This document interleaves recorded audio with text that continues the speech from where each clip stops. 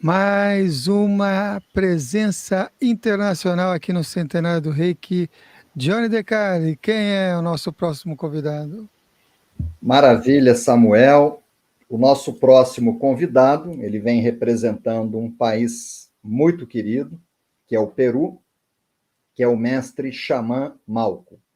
É meu amigo pessoal, já estive com ele muitas vezes, visitando o Peru, né, estudando o xamanismo, e o tema que será abordado por ele é a minha experiência, ou seja, a experiência dele, a minha experiência pessoal com o reiki e o xamanismo em solo sagrado andino. Fiz uma súmula curricular, ele é graduado em Ciências Sociais e Turismo pela Universidade Andina de Cusco, Peru. Ele é pesquisador das tecnologias ancestrais dos Incas e ele possui 4 livros publicados sobre o tema, sendo que alguns livros do Malco em vários idiomas. E é um sacerdote xamã. Esse é o nosso próximo convidado, Samuel. E uma história marcante com o Malco? Pois é, tem várias, são 12 viagens ao Peru. Eu conheci o Malco no ano de 1998, na nossa primeira viagem. Nós estávamos mais ou menos com um grupo de 20 reikianos, os grupos foram aumentando. Os derradeiros grupos eram mais de 40 pessoas, ficávamos limitados sempre ao tamanho do ônibus. E logo nessa primeira viagem, ele me falou desse livro que eu já citei, que é o livro de uma norte-americana. Ele lê muito bem o inglês, ele fala inglês, fala francês, fala português. Eu pedi a ele que falasse em português no nosso congresso. O livro Reiki Essencial, de Diane Stein. Ele havia lido, quando nós decidimos fazer a viagem, ele procurou se informar sobre o Reiki, ele se encantou lendo um livro de uma norte-americana. E ele me disse que ele tinha visitado alguns museus com cerâmicas, e haviam cerâmicas com mais de 500 anos, da época anterior aos Incas, pré-Incas, com desenhos onde havia imposição de mãos. Aqueles povos aplicavam energia pelas mãos. Mas o que me chama mais atenção é que Rita e eu batizamos uma menina, a Makeila, nós somos padrinhos, uma menina índia que vive em Cusco. Ela completou 12 anos de vida agora, na semana passada, e isso para a gente é muito importante, a ligação que nós temos com essa família. E nós fechamos o nosso ciclo, o nosso compromisso de visitar 12 vezes o Peru. Isso sempre me incomodou, que eu queria voltar lá para visitar a Makeila, a nossa afilhada, e pessoas pedindo para voltar ao Peru, participando dos trabalhos de xamanismo, que são promovidos pelo Malco. Lá eu sou um aluno. E eu pedi, né, nas minhas meditações e orações, um sinal. Eu queria um sinal se eu deveria voltar ao Peru. Isso aconteceu no mês de fevereiro. Eu até registrei o dia 22 de fevereiro do ano de 2020. Ou seja, a pandemia ela praticamente começou no dia 17 de março. Menos de um mês antes da pandemia, era carnaval, e eu estava em São Lourenço, no sul de Minas Gerais, e nós usamos essa camiseta violeta nos cursos, e a minha secretária, Rita, havia descido aqui. Nós íamos para um baile de carnaval de pessoas de terceira idade, né? Aquelas marchinhas de 50 anos atrás. Rita saiu para comprar uma máscara, e o Malco estava na cidade. Quando ele viu a camiseta da minha secretária, ele foi falar com ela, ele fala português, e aí ela falou, não, o Johnny está no carro ali. E para minha alegria, o Malco é peruano, vive em Cusco, a esposa dele é brasileira, é dentista, tinha uma reunião de família, e ele resolveu conhecer São Lourenço.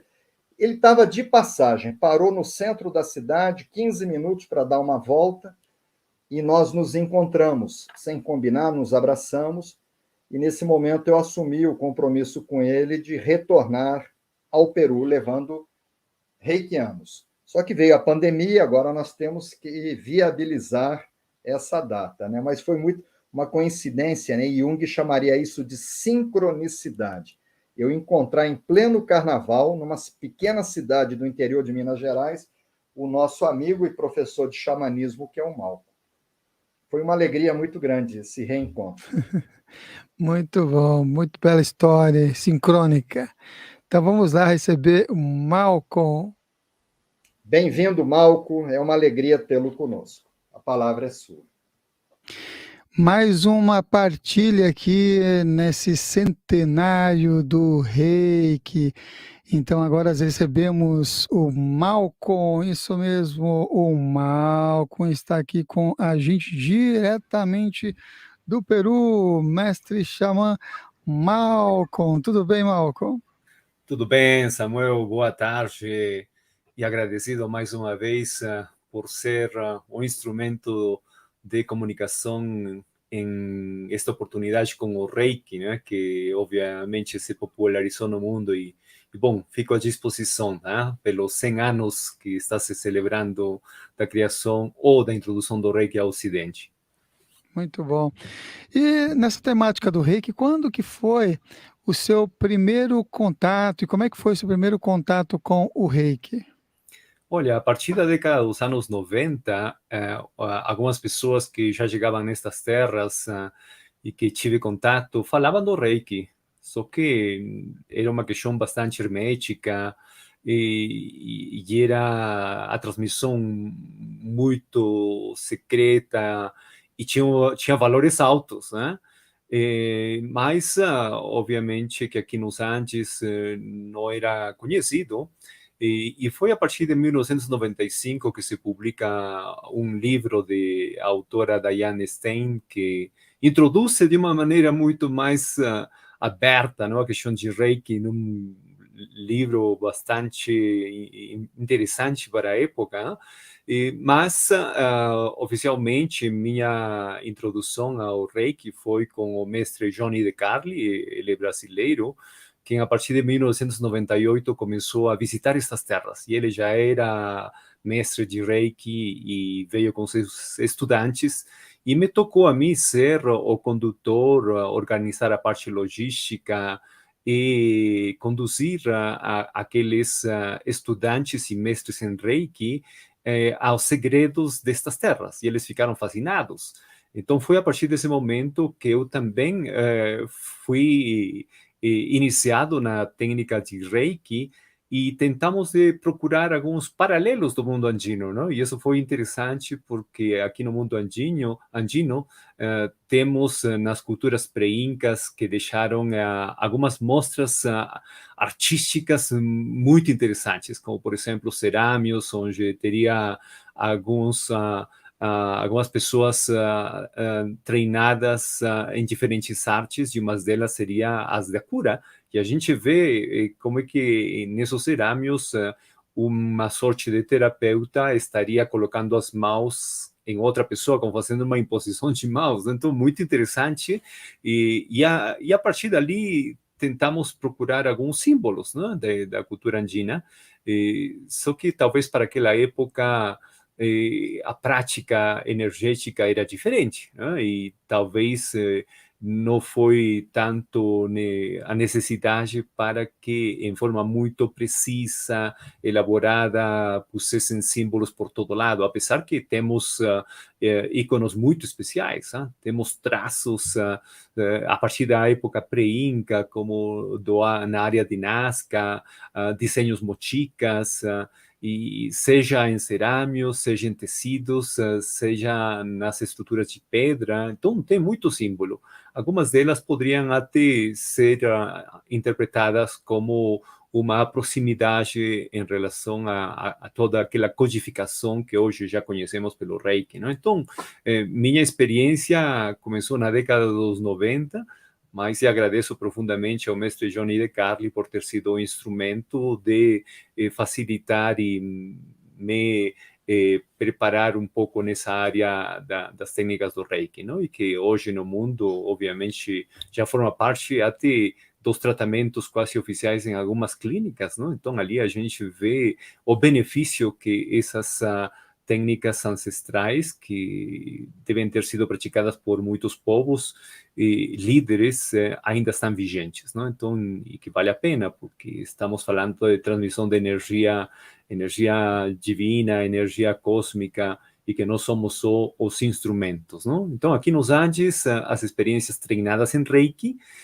potencializavam muito mais aquelas habilidades que já tinham da arte de cura, já que a energia aqui é tão poderosa que, tecnicamente, fazia que as pessoas ingressassem ainda muito mais rápido na técnica em si para realizar alguma cura. Então, Samuel, estou à disposição, né? O Johnny apresentou aqui falando um pouquinho de você como um mestre xamã. E as pessoas podem perguntar, talvez, ouvindo pela primeira vez, já conhece também a questão de mestre como sendo mestre de Reiki, mas qual é o caminho, ou qual é o trajeto de um mestre xamã e e como que você define o xamanismo? Aqui nos Andes, o indivíduo sempre teve uma união muito forte com os elementos da terra e considerou a Pachamama sua fonte, a mãe de tudo aquilo que habita no planeta. Então, o xamanismo levou ao indivíduo a ser uma extensão direta dessa força divina da terra. O xamanismo nos levaria a entender as dinâmicas que existem na Terra e ali, pouco a pouco, observar para o céu, aonde a pessoa teria que aprender a viver em harmonia com a natureza. Então, o xamanismo aqui foi muito prático. Se a gente quer ter bem-estar, temos que nos esforçar, temos que aprender, entender as mecânicas da vida, da natureza em todos os aspectos, porque não é só o fato de sobreviver, senão viver melhor. E para viver melhor, temos que ter uma visão integral com o planeta, com aquilo que existe visível e os mundos invisíveis.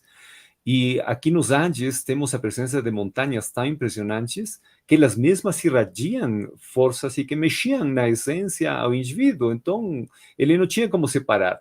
Talvez no mundo ancestral seria até complexo tentar definir uma experiência xamânica, já que o indivíduo, por uma questão de natureza, já convivia com ela, né? Então, hoje temos que dar já uma conceptualização ao xamanismo, porque o mundo ocidental ele se separou muito dessa essência e se chegou a concluir de que o xamanismo seria, ou a prática do xamã seria essa prática que levaria a descobrir um potencial da natureza, e isso aqui seria funcional para si, para sua família, para a comunidade, e seria um instrumento ordenador na comunidade e na sociedade.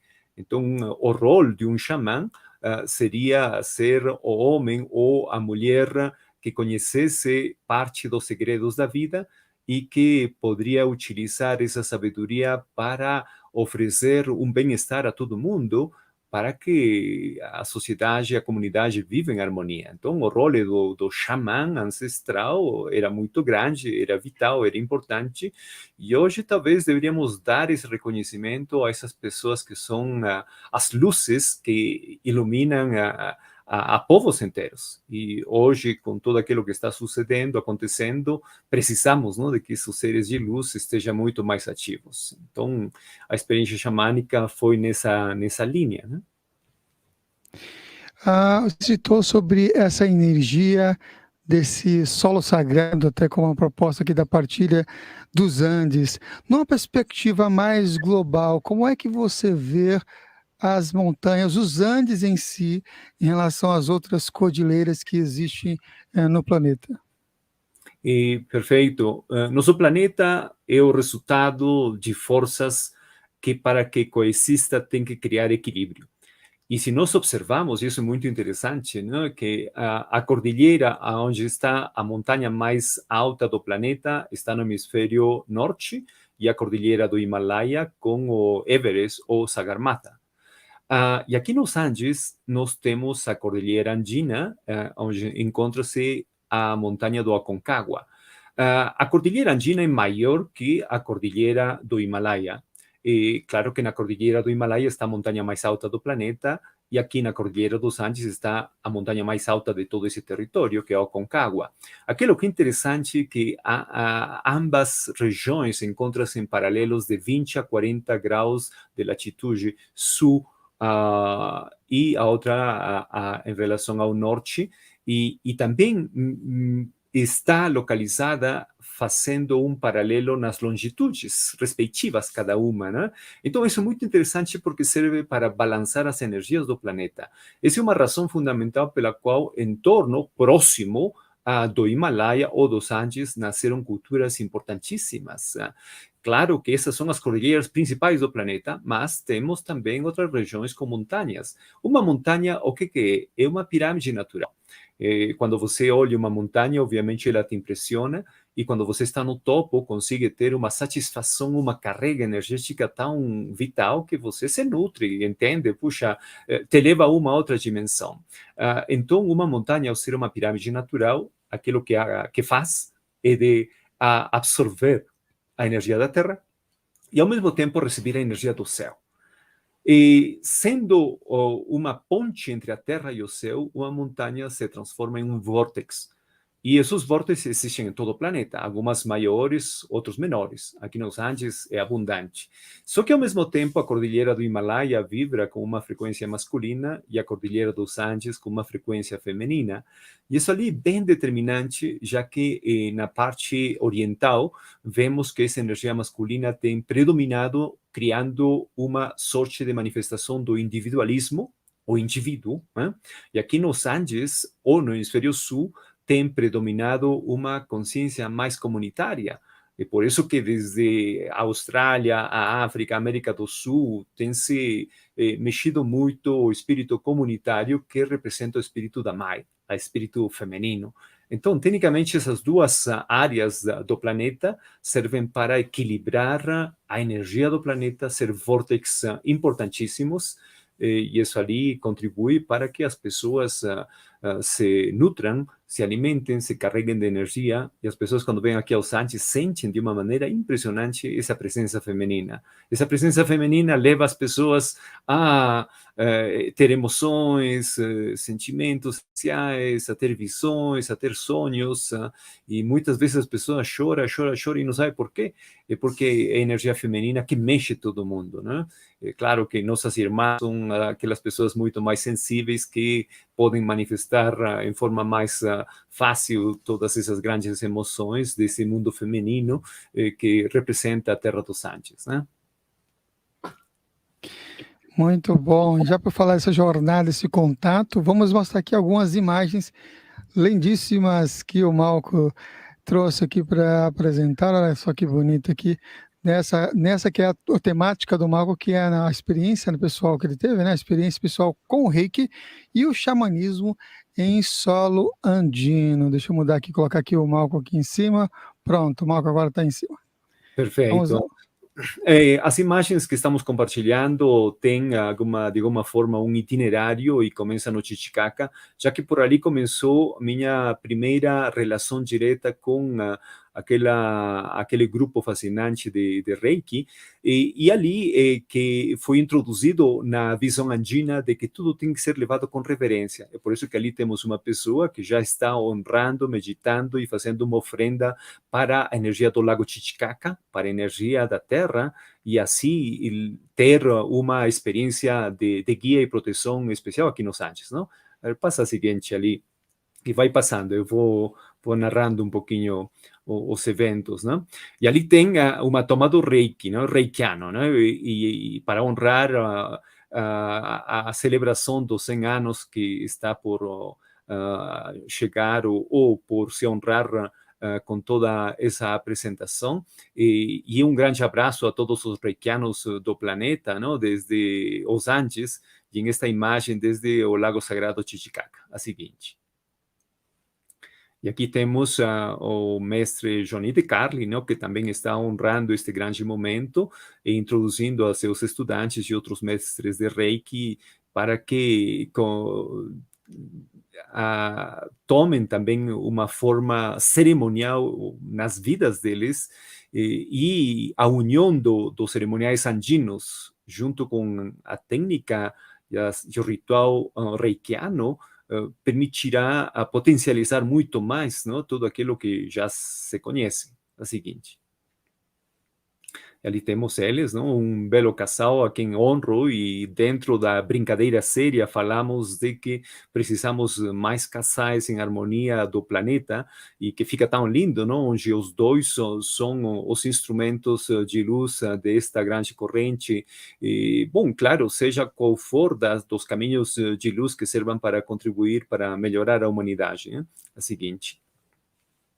E um outro grande guerreiro que também amante destas terras é Richardson Vale, quem foi um dos responsáveis justamente de que nós estivéssemos em contato com toda aquelas forças e grupos do Reiki, né? Seguinte.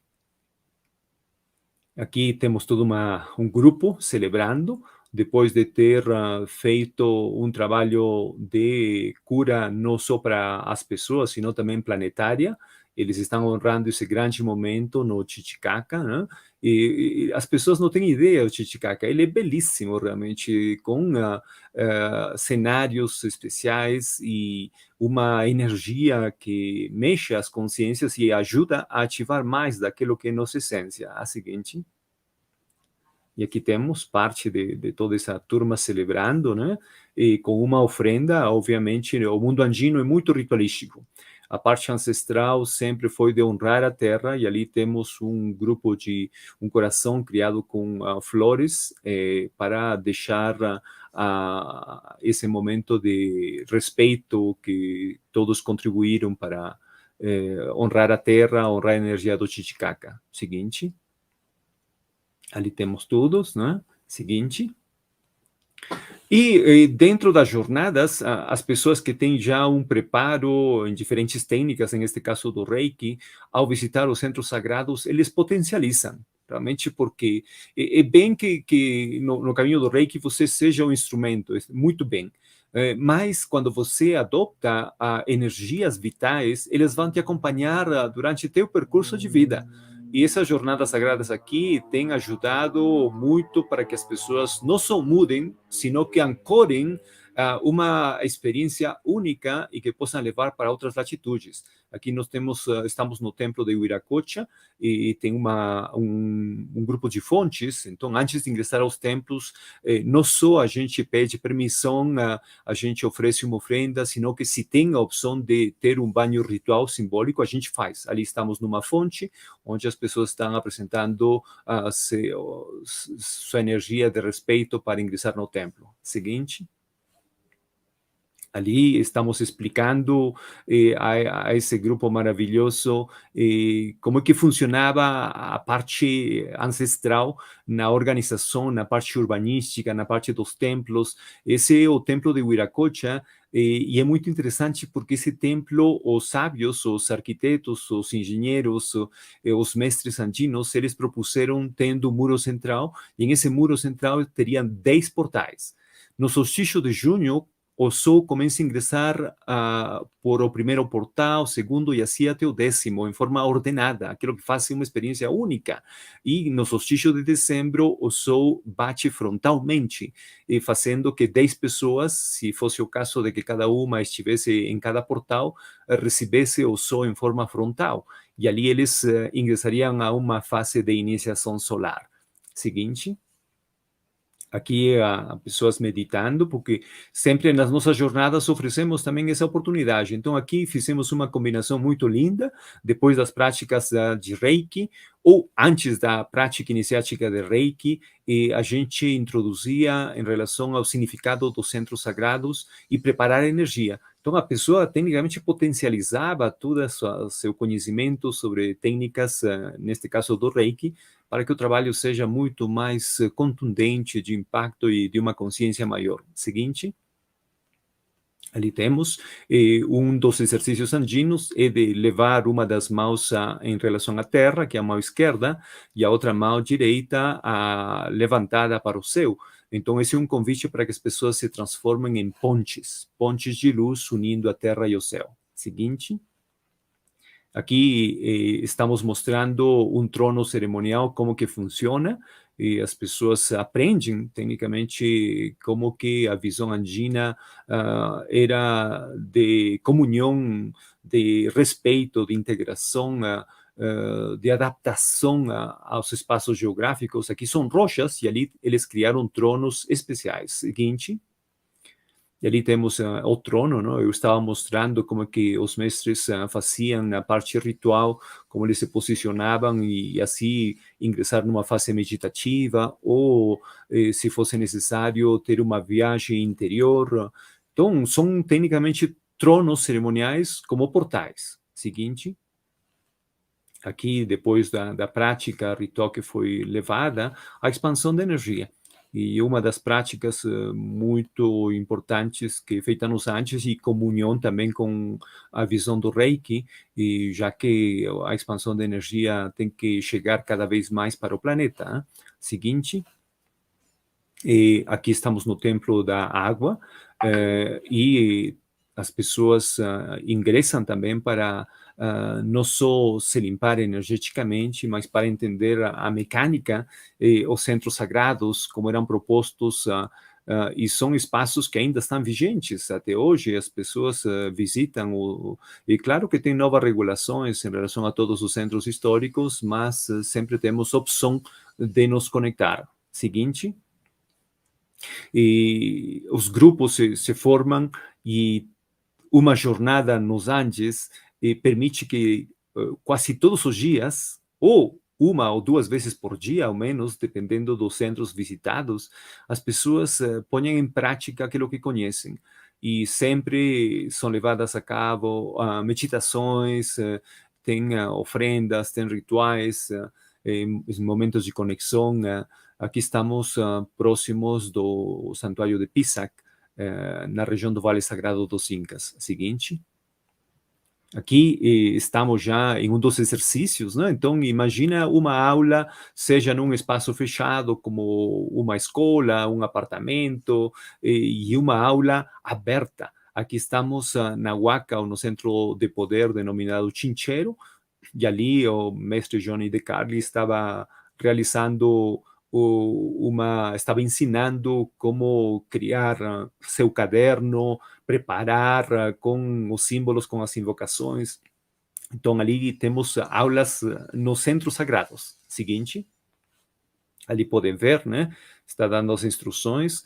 E, claro, os estudantes ou os mestres, eles já conhecem e vão fazendo iniciações novas. Então, um estudante tem a opção de vivenciar coisas únicas. Né? A seguinte. Ali está a turma já se preparando, porque vai terminar, as jornadas terminam de alguma forma na cidade cristal de Machu Picchu. Na seguinte. Ali estamos o grupo de peregrinos, não? Se aproximando de um outro templo. Ali podem ver. Então, é uma jornada que te permite, sem chegar a uma exageração, se possibilita que as pessoas tenham uma experiência de prática física sem ser realmente nada extremo. E se uma caminhada, as pessoas que não conseguem subir a certos pontos ficam nos espaços baixos, porque tudo é fascinante, né? Seguinte. No trem, e uma coisa que temos que honrar com as pessoas do Brasil é que são extremamente alegres, não? Mesmo que sejam praticantes de Reiki, estão prontos para celebrar, e ali no trem enviando frequências, benções, boa energia, não? E nos preparando para chegar na cidade cristal de Machu Picchu. Seguinte.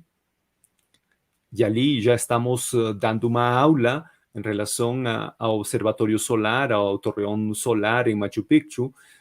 E as pessoas, obviamente, integram, não? Essa sabedoria ancestral com a própria prática, neste caso de Reiki, ou qualquer outra corrente, tendência energética que a pessoa já conheça. Esses centros sagrados potencializam aquilo que já sabem. Seguinte. Aqui o grupo se preparando.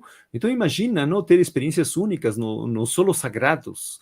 Então, e isso é uma coisa que foi priorizada e nas nossas jornadas sempre acontece, e damos, obviamente, que uma atenção muito especial quando todo mundo está integrado, e esse é o caso. Seguinte, aqui temos, não, a pessoas enviando energia, fazendo seu trabalho pessoal, seu trabalho grupal, o trabalho para a comunidade, o trabalho para o planeta. Seguinte. E ali temos enviando benções, não? Ou agradecendo ao mesmo tempo a esta grande terra fascinante que é a cidade cristal de Machu Picchu. Seguinte.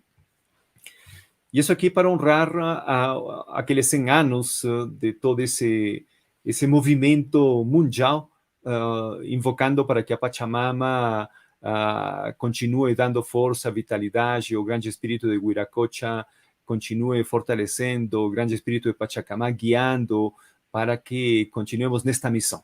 Então, aqui terminam as imagens, né? Desde a cidade cristal de Machu Picchu. Né?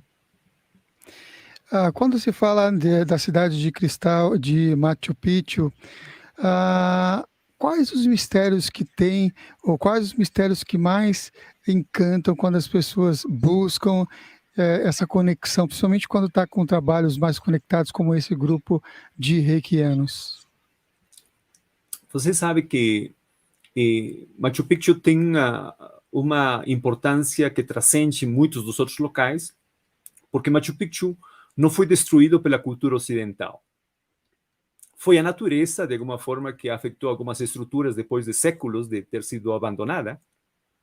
E ao não ter sido destruída pela cultura ocidental, a gente pode aprender muito da prática ancestral, da engenharia, da arquitetura complexa, sofisticada, da localização dos observatórios, das residências, das praças sagradas, a tal ponto de que tudo tinha uma alineação geomagnética para os solstícios e os equinócios. E a localização, a parte geográfica, é realmente surpreendente, porque está na parte literalmente alta da colina que sostém a cidade em si, mas não é a mais alta em relação às outras montanhas. Não? Temos montanhas muito mais altas em torno, não? Mas a cidade foi proposta de uma maneira orgânica. Então, as pessoas ficam sem entender, puxa, como que alguém faz uma construção, uma cidade desse tipo. E claro que ali nós, com respeito e humildade, dou meu reconhecimento pessoal, sou uma das pessoas especialistas em relação a essa cidade sagrada, e eu chamei cidade cristal pela quantidade de quartzo que existe nas formações rochosas de origem e que foram utilizadas muito dessas estruturas, dessas rochas, para que sejam patamares, estruturas de muros, e mesmo nos templos achamos a presença de quartzo, a parte de granito, que é a maior quantidade de pedra, é claro, não? E outras tantas. Então, ao ter quartzo, gera uma frequência tão elevada que as pessoas, quando ingressam, e pode ser uma pessoa assim, uma cultura espiritual, vai sentir forças indescritíveis. E claro que se educa um pouco, vai entender de que tem uma razão geomagnética, tem uma razão de alta vibração. Então, é a combinação de energia e de geografia mágica. Essa combinação faz de que a cidade seja tão fascinante que as pessoas ficam realmente surpresas de ver como é que pode ser projetada uma cidade num espaço geográfico tão complexo, não? E então, os sábios andinos, os mestres incas, eles sabiam o que estavam fazendo e deixaram essa cidade como um exemplo daquilo que o ser humano poderia criar, um prototipo de comunidade, uma visão ideal. E muitas pessoas, muitos peregrinos, quando chegaram, falaram: nossa, quando eu tiver que partir desse plano dimensional, eu gostaria que minhas cinzas sejam deixadas em Machu Picchu. Ou outras falam que as cinzas gostariam que sejam deixadas no Lago Sagrado Titicaca, que também é fascinante. Não? Então, Machu Picchu é especial por toda essa criação e porque nos mostra uma história diferente daquilo que foi escrito pelos historiadores clássicos. Então, tem muito para revelar a cidade sagrada. E um dos meus livros se chama A Cidade Cristal de Machu Picchu. Né? e que, bom, vou fazer o esforço para que seja traduzida em português. Vou ver agora com as novas tecnologias de fazer mais fácil o acesso a esse livro, né? Muito bem, para vocês ficarem informados, entrem aí no malcombrasil.com, no site e também no Instagram, Malcom Brasil. Aí vocês vão ter acesso a essas novidades aí, provavelmente vocês poderão adquirir aí de maneira mais fácil via e-books, né? Agora com a modernidade chegando, as tecnologias, quem sabe surge aí uma tradução aí sobre a Cidade de Cristal, que é muito bonita, realmente muito bonita essa construção e toda essa energia. O Malco trouxe aqui muitas conexões com o Reiki, né? Essa da Cidade de Cristal, que tem a ver, inclusive, com algumas das práticas que são desenvolvidas com cristais de Reiki. Mas a gente já chegou já aqui ao final dessa transmissão hoje, e vou pedir para o Malco, então, deixar uma mensagem para quem está acompanhando esse momento tão especial, organizado pelo Instituto Brasileiro de Pesquisa e Difusão do Reiki, organizado aí pelo Johnny DeCarli, em parceria aqui com a TV Consciência Próspera, o centenário do Reiki. Então, deixa uma mensagem para quem está acompanhando aqui essa série de transmissões em forma de palavras de energia e experiências. Deixo meu abraço energético para toda esta grande comunidade de reikianos, e que aqueles mestres líderes continuem em pé fazendo sua missão. A você, querido mestre Johnny DeCarli, e também a Rita Lima, sua esposa, por ter sido os instrumentos de ajudar a despertar mais essa consciência.